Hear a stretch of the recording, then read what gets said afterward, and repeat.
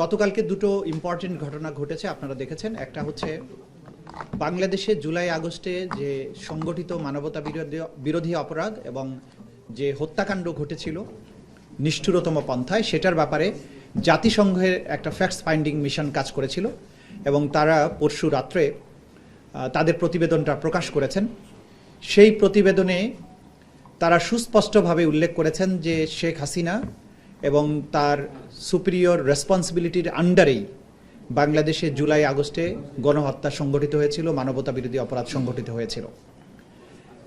শেখ হাসিনার কমান্ড রেসপন্সিবিলিটির বাইরেও আওয়ামী লীগের সাধারণ সম্পাদক ওবায়দুল কাদের এবং তদানীন্তন স্বরাষ্ট্রমন্ত্রী আসাদুজ্জামান খান কামাল, তারাও এই হত্যাকাণ্ডের নির্দেশদাতাদের মধ্যে অন্তর্ভুক্ত বলে জাতিসংঘ রিপোর্ট দিয়েছে। জাতিসংঘের রিপোর্টে যে সমস্ত বিষয় উল্লেখযোগ্যভাবে বলা হয়েছে সেগুলোর মধ্যে একটা হচ্ছে যে তারা বলেছেন 1400-র মতো মানুষ নিহত হয়েছেন, আহত হয়েছেন 14,000-এর কাছাকাছি মানুষ। এই হত্যাকাণ্ডে রাষ্ট্রীয় বাহিনীগুলো, গোয়েন্দা সংস্থা, বিভিন্ন সামরিক, আধা সামরিক এবং পুলিশ বাহিনী এই হত্যাকাণ্ডে অংশ নিয়েছে, সেটা তারা উল্লেখ করেছেন। তারা আরও উল্লেখ করেছেন যে এই হত্যাকাণ্ড চালানোর সময় বিশেষ করে নারী এবং শিশুদেরকে টার্গেট করে হত্যা করা হয়েছে। নিহত 1400 মানুষের মধ্যে শিশু 118 জন। শিশুদেরকে বিশেষভাবে টার্গেট করে মানুষকে এই হত্যাকাণ্ডটা চালানো হয়েছে যাতে করে মানুষের মধ্যে আতঙ্ক ছড়িয়ে দেওয়া যায়। জাতিসংঘ তার প্রতিবেদনে আরও উল্লেখ করেছে যে যারা আহত হয়েছিলেন তাদেরকে চিকিৎসা সেবা নিতে বাধা দেওয়া হয়েছে, অ্যাম্বুলেন্স আটকানো হয়েছে, হাসপাতালের বেড থেকে গ্রেপ্তার করা হয়েছে, চিকিৎসা না দিতে বাধ্য করা হয়েছে, মৃত্যুর কারণকে ভুলভাবে উপস্থাপন করা হয়েছে, গোয়েন্দা নজরদারি করার মাধ্যমে ছাত্র নেতৃবৃন্দকে গ্রেপ্তার করা হয়েছে, তাদেরকে তুলে নেওয়া হয়েছে সিস্টেম্যাটিক পদ্ধতিতে, সেগুলো তারা উল্লেখ করেছেন। এই যে জাতিসংঘ রিপোর্টটা প্রকাশ করলেন, তারা যে সমস্ত কথা উল্লেখ করেছেন তার সাথে আমরা আমাদের আন্তর্জাতিক অপরাধ ট্রাইব্যুনালের তদন্ত সংস্থা যে তদন্তটা করছেন সেই তদন্তে আমরা যে সমস্ত তথ্য প্রমাণ আদি পাচ্ছি, জাতিসংঘের অধীনে সংগঠিত যে তদন্ত এবং আমাদের তদন্তের মধ্যে আসলে মৌলিক কোনো পার্থক্য নেই। তারা আমাদের এই তদন্ত সংস্থার কাছে যে প্রাপ্ত অভিযোগ এবং আমরা যে প্রাপ্ত তথ্য সেটার সাথে হুবহু তাদের এই রিপোর্টের মিল রয়েছে। তারা বলেছেন তারা এই বিস্তারিত প্রতিবেদন প্রকাশের পরে তারা বেশ কিছু সুপারিশ করেছেন। সেই সুপারিশের মধ্যে 5টা সেক্টরে তারা সংস্কারের কথা বলেছেন। একটা হচ্ছে বিচার বিভাগের ব্যাপারে তাদের সুনির্দিষ্ট প্রস্তাবনা আছে, পুলিশ এবং সিকিউরিটি সেক্টরের ব্যাপারে প্রস্তাবনা দিয়েছেন, সিভিক স্পেসের ব্যাপারে তারা নাগরিক অধিকারের ব্যাপারে প্রস্তাবনা দিয়েছেন, পলিটিক্যাল সিস্টেমের সংস্কারের কথা বলেছেন, ইকোনমিক গভর্নেন্সের কথা বলেছেন। তা আমাদের সাথে রিলেটেড যেহেতু বিচার ব্যবস্থা, সেই সংক্রান্ত ব্যাপারে জাতিসংঘে যেগুলো বলেছেন, তারা যেটা বলেছেন যেহেতু সরকারের প্রধানের কমান্ড রেসপন্সিবিলিটিতে এই ঘটনাগুলো ঘটেছে এবং রাষ্ট্রীয় বাহিনীগুলো এটার সাথে সম্পৃক্ত ছিল, যে সমস্ত অফিসাররা এই ঘটনার সাথে জড়িত ছিল বলে প্রাথমিক তথ্য প্রমাণে পাওয়া যাবে, জাতিসংঘ সুপারিশ করেছে প্রত্যেককে সাসপেন্ড করার জন্য, ফেয়ার এবং ইম্পার্শিয়াল ট্রায়াল যাতে হতে পারে। যেটার ব্যাপারে আমরা সবসময় জোর দিয়েছি যে ফেয়ার এবং ইম্পার্শিয়াল তদন্ত এবং ট্রায়ালের জন্য যেহেতু এই সমস্ত অফিসাররা রাষ্ট্রীয় গোয়েন্দা সংস্থা সহ বিভিন্ন বাহিনীর সদস্য, তাদেরকে যদি চাকরিচ্যুত না করা হয় বা সাসপেন্ড না করা হয় তাহলে আসামিদের প্রভাবের কারণে সাক্ষীরা আদালতে আসতে ভয় পাবেন, তদন্ত প্রক্রিয়া বাধাগ্রস্ত হবে এবং বিচার প্রক্রিয়া ব্যাহত হবে। আমরা এই প্রসঙ্গে উল্লেখ করতে চাই যে একই কথা আমরা কিন্তু বারবার বলছিলাম। এখানে তারা আন্তর্জাতিক অপরাধ ট্রাইব্যুনালের আইনের কিছু সংস্কারের কথা বলেছেন, যা তারা যখন রিপোর্টটা তৈরি করেছেন তার আগেই কিন্তু আন্তর্জাতিক অপরাধ ট্রাইব্যুনাল আসলে এই সংস্কারগুলো করেছে, নেসেসারি যে সমস্ত অ্যামেন্ডমেন্ট। শুধুমাত্র তাদের একটা কনসার্ন আছে যে মৃত্যুদণ্ডের ব্যাপারটা যেটা আছে সেটা তারা বলেছেন একটা মোরাটোরিয়াম, অর্থাৎ এক ধরনের মৃত্যুদণ্ড যদিও দেওয়াও হয় সেটা যাতে স্থগিত রাখা হয় এরকম একটা প্রস্তাব করেছেন। এইটার সুযোগ যেহেতু আমাদের ট্রাইব্যুনালের বিচারকদের হাতে ক্ষমতা আছে, তারা কি ধরনের দণ্ড দিবেন কি দেবেন না সেই বিষয়টা পরে দেখা যাবে। মোটা দাগে তাদের এই প্রতিবেদন থেকে সুস্পষ্ট হয়েছে দল হিসাবে আওয়ামী লীগ এবং তদানীন্তন প্রধানমন্ত্রী শেখ হাসিনা, স্বরাষ্ট্রমন্ত্রী আসাদুজ্জামান কামাল এবং আওয়ামী লীগের সাধারণ সম্পাদক ওবায়দুল কাদের তাদের সুনির্দিষ্ট পরিকল্পনা নির্দেশে বিভিন্ন বাহিনীর পাশাপাশি আওয়ামী লীগ, যুবলীগ এবং ছাত্রলীগ সরাসরি মারণাস্ত্র ব্যবহার করেছে এবং যে সমস্ত অস্ত্র তারা ব্যবহার করেছে সেটারও একটা পরিসংখ্যান তারা দিয়েছেন। শটগানের গুলি ছিল 12%, পিস্তলের গুলি ছিল 20%, মিলিটারি রাইফেলের গুলি ছিল 66% অর্থাৎ, এবং অন্যান্য অস্ত্রের আঘাত ছিল 20%। এই অস্ত্রের ব্যবহার এবং আহত নিহতদের এই পরিসংখ্যান থেকে বোঝা যায় যে একটা পুরো রাষ্ট্রযন্ত্র একটা জনগোষ্ঠীকে ওয়াইড স্প্রেড এবং সিস্টেম্যাটিক পদ্ধতিতে তাদের উপরে ঝাঁপিয়ে পড়েছিল তাদেরকে নিশ্চিহ্ন করার জন্য। এইটা মানবতা বিরোধী অপরাধের পক্ষে একটা সুস্পষ্ট এবং অসম্ভব জোরালো একটা প্রমাণ। এই প্রমাণটি আন্তর্জাতিক অপরাধ ট্রাইব্যুনালের তদন্ত সংস্থার মাধ্যমে একটা এভিডেন্স হিসেবে ট্রাইব্যুনালে আসবে, এবং যেহেতু জাতিসংঘ এটি বিশ্বের সবচাইতে বড় এবং সর্বজন গ্রহণযোগ্য একটা সংস্থা, তাদের এই রিপোর্টটা সম্পূর্ণ ইম্পার্শিয়াল, কোনো দলের দ্বারা প্রভাবিত হয়ে হয়নি। তারা আমাদের সাথেও কথা বলেননি, তারা অপরাধীদের সাথে কথা বলেছেন, ভিকটিমদের সাথে কথা বলেছেন, এবং যেখানে কথা বলা দরকার সেগুলো সেই জায়গায় কথা বলেছেন। সুতরাং এটা অকাট্য দলিল প্রমাণ হিসাবে এই আদালতে ব্যবহার করা যাবে, এবং সেটা আমরা ব্যবহার করব বলে আপনাদের জানাচ্ছি। দ্বিতীয় যে বিষয়টা নিয়ে আজকে আপনাদেরকে বলবো সেটি হচ্ছে যে আয়নাঘর অর্থাৎ গোপন যে নির্যাতন কেন্দ্র, টর্চার সেল এবং বন্দিশালা, গত 15 বছর ধরে সাবেক সরকার সিস্টেম্যাটিক পদ্ধতিতে বাংলাদেশের ভিন্ন মতকে দমন করার জন্য নির্যাতন, গোপনে হত্যা এবং গোপনে বন্দী করার যে একটা কালচারে পরিণত করেছিল সেটা উন্মোচিত হয়েছে। মাননীয় প্রধান উপদেষ্টা গতকালকে 3টি প্রধান গোপন বন্দিশালায় পরিদর্শনে গিয়েছিলেন, এবং সেখানে গিয়ে আমরা সেখানে গুম কমিশন, বিশ্বের বিভিন্ন দেশের সাংবাদিক এবং আমরা আন্তর্জাতিক অপরাধ ট্রাইব্যুনালের চিফ প্রসিকিউটর, তদন্ত সংস্থার সমন্বয়ক, আমরা সহ এটা ভিজিট করেছি। যে বিভৎসতার চিত্র আমরা দেখেছি, যে সমস্ত ইলেকট্রিক চেয়ারের কথা, যেটা ছবি এসেছে আপনারা জানেন, অনেকে এটা ভুলে বলেছেন যে শক দেওয়ার জন্য, এটা শক দেওয়ার জন্য না, ওই চেয়ারে বসিয়ে আসলে ঘুরানো হতো। একটা চেয়ারকে বসিয়ে যখন হাত পা বেঁধে দিয়ে ঘুরানো হয় কি পরিণতি হতে পারে আপনারা সেই বিভৎসতা কল্পনা করতে পারেন।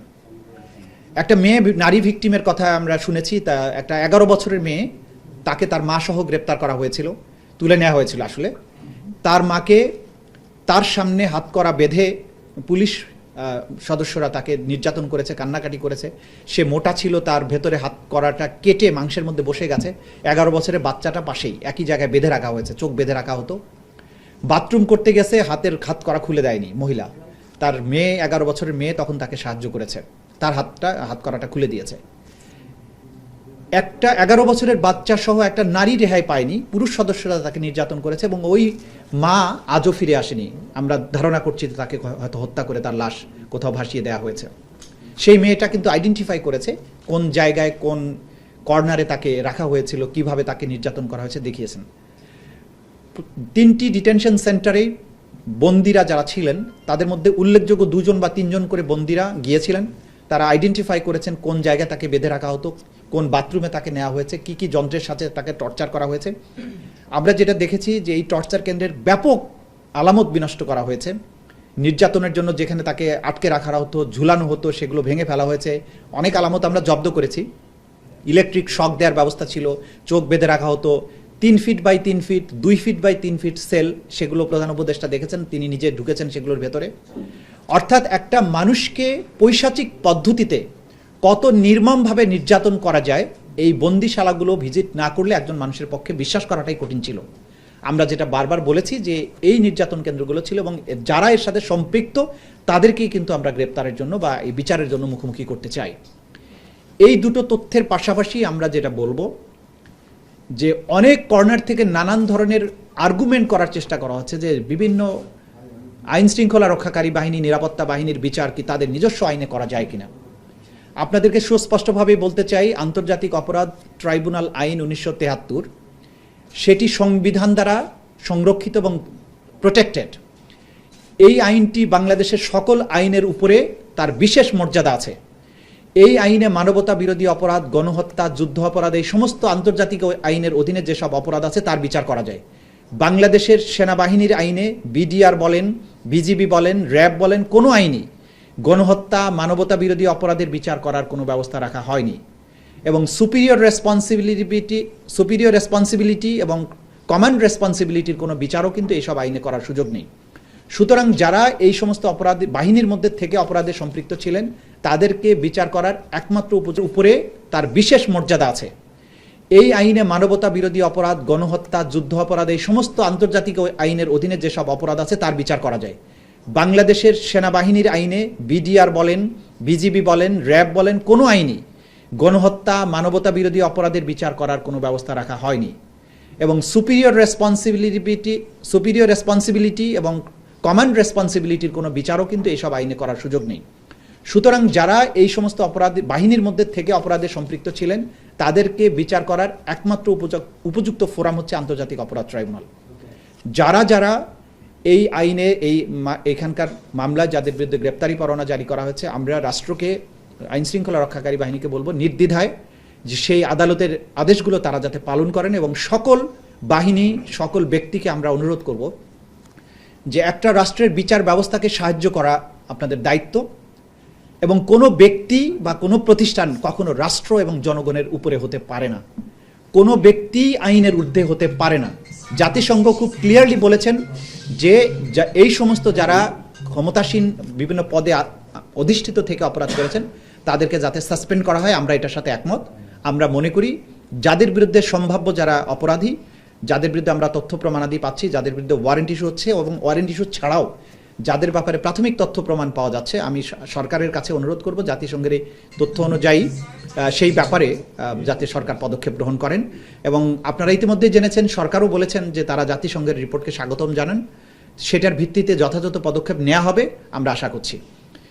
তো এই দুটো বিষয় আপনাদের অবহিত করার জন্য আমরা বসেছিলাম। যদি আপনাদের কোনো প্রশ্ন থাকে আমি সেটা ডিল করতে পারি। মানে আপনি চাকরিচ্যুত করার কি আহ্বান জানাচ্ছেন না? না, আমরা যেটা বলেছি জাতিসংঘের আহ্বানে আছে যে যাদের বিরুদ্ধে প্রাথমিক তথ্য প্রমাণ পাওয়া গিয়েছে তাদেরকে চাকরি থেকে সাময়িক বরখাস্ত করা উচিত, সাসপেন্ড করা উচিত, এটা তারা বলেছেন। এটা আমাদের আইনেও আছে। আমরা মনে করি যে এই ব্যাপারে আইন অনুযায়ী যা করার কথা সেই পদক্ষেপ সরকারের গ্রহণ করা দরকার, বা সংশ্লিষ্ট যারা কর্তৃপক্ষ আছেন তাদের এই ব্যবস্থাগুলো গ্রহণ করা দরকার। জাতিসংঘের যে রিপোর্ট, সেখানে দুটি বিষয় আছে খুবই তাৎপর্যপূর্ণ। একটি শব্দ হলো পদ্ধতিগত নিপীড়ন, আর একটি হচ্ছে মানবতা বিরোধী অপরাধ। এই দুটি জিনিসই এই বিচারের সাথে টাচ করে। প্রত্যেকটি অভিযোগের ক্ষেত্রে কি আপনারা জাতিসংঘের এই জিনিসটি রিলেট করবেন কিনা? নিশ্চয়ই। আপনারা জানেন যে ওয়াইড স্প্রেড অ্যান্ড সিস্টেম্যাটিক, এটা আমাদের আইনে আছে। জাতিসংঘ খুব ক্লিয়ারলি বলেছে যে এটা একটা সিস্টেম্যাটিক পদ্ধতিতে কিন্তু এই কাজগুলো হয়েছে, এবং এটা ওয়াইড স্প্রেড ছিল, একটা সারা দেশ জুড়ে একই সাথে হয়েছে। সুতরাং এটা মানবতা বিরোধী অপরাধ হওয়ার জন্য এটা একটা শর্ত। জাতিসংঘ এটা ক্লিয়ারলি বলে দেওয়ার মাধ্যমে আমরা যে আন্তর্জাতিক অপরাধ ট্রাইব্যুনালের তদন্তটা করছি তার পক্ষেই আসলে একটা প্রমাণ তুলে ধরেছেন। এটা আওয়ামী লীগ দলগতভাবে সিদ্ধান্ত নিয়ে সারা দেশে গণহত্যা চালিয়েছে।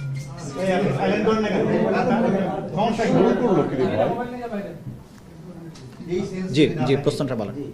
তাদের এই গণহত্যার জন্য দল হিসেবে আওয়ামী লীগকে নিষিদ্ধ করা উচিত কিনা? ট্রাইব্যুনাল আইনে দেখুন, রাজনৈতিক দলকে নিষিদ্ধ করা হবে কি হবে না এটা রাষ্ট্রের সিদ্ধান্তের ব্যাপার। তবে দলগতভাবে অপরাধের প্রমাণ পাওয়া গেলে সেই দল বা সংগঠনের বিরুদ্ধে ব্যবস্থা নেওয়ার সুযোগ আমাদের আইনে আছে। সেক্ষেত্রে দলের বিরুদ্ধে আনুষ্ঠানিক তদন্ত শুরু করা বা অভিযোগ নিয়ে কাজ করার সুযোগ আছে। সেটা ভবিষ্যতে করা হবে কিনা এটা আমরা এখনো সিদ্ধান্ত নেইনি। তবে অভিযোগ, তথ্য প্রমাণাদি আছে এখন পর্যন্ত বিদ্যমান। প্রয়োজন হলে সেই ব্যাপারে যথাযথ পদক্ষেপ গ্রহণ করা হতে পারে, বাট এটার পেছনে রাষ্ট্রের একটা সিদ্ধান্তের প্রয়োজন হবে। এই একটা প্রশ্ন মাহমুদ পাঠিয়েছে। জুলাই গণহত্যার আন্তর্জাতিক স্বীকৃতি পেতে বাংলাদেশের আইসিসিতে যাবার সুযোগ আছে কিনা? দেখেন, আইসিসিতে যাবার প্রয়োজন নেই। জাতিসংঘ যখন তদন্ত করে আপনাকে স্বীকৃতি দিচ্ছে যে এখানে এটা হয়েছে, তা আইসিসিতে আবার যাবার প্রয়োজন তো নাই স্বীকৃতির জন্য। আন্তর্জাতিক স্বীকৃতি তো অলরেডি জাতিসংঘ দিয়েছে। জাতিসংঘের এই স্বীকৃতির পরে আর কোনো বড় ধরনের স্বীকৃতির প্রয়োজন নেই। আর আইসিসিতে যাবার প্রশ্ন আসে তখনই যদি কোনো রাষ্ট্রের ভেতরে সংগঠিত মানবতা বিরোধী অপরাধের বিচার করতে সেই রাষ্ট্র সক্ষম না হয়, অথবা সেই রাষ্ট্র আনউইলিং হয়। দুটো ক্ষেত্রে, একটা রাষ্ট্র ইচ্ছুক না এই বিচার করতে, আর একটা রাষ্ট্র এই বিচার করতে সক্ষম না, সেক্ষেত্রে কোনো স্টেট পার্টি আইসিসিতে যেতে পারে। আমাদের রাষ্ট্র এই বিচার করতে শুধু সক্ষমই না, তারা এই ব্যাপারে চরমভাবে উদ্গ্রীব। সুতরাং আমাদের আইসিসিতে যাবার প্রয়োজন নেই। Thank you. মোট কথা হচ্ছে যে আজকের এই ব্রিফিংয়ে সেটা হচ্ছে যে যেই ইউএন যে রিপোর্টটা দিয়েছে এটি বিচারের দলিল হিসেবে আপনারা ট্রাইব্যুনালের ব্যবহার করবেন। জি একটা। জি। আর আরেকটা বিষয় হচ্ছে যে যারা এখনো তাদের বিরুদ্ধে প্রাথমিক অভিযোগ পাওয়া যাচ্ছে, তারা যদি চাকরিতে থাকেন বা প্রশাসনের যে লেভেলে থাকে তাদেরকে সাময়িকভাবে রিপোর্ট অনুযায়ী ব্যবস্থা নিতে হবে, এই তো? জি জি। এটা কি চাকরি এটা আমাদের তদন্তের ক্ষেত্রে সাহায্য করবে, কারণ এটা আমাদের আইনেরও বিধান আছে, জাতিসংঘ এটা জোরালোভাবে সুপারিশ করেছে।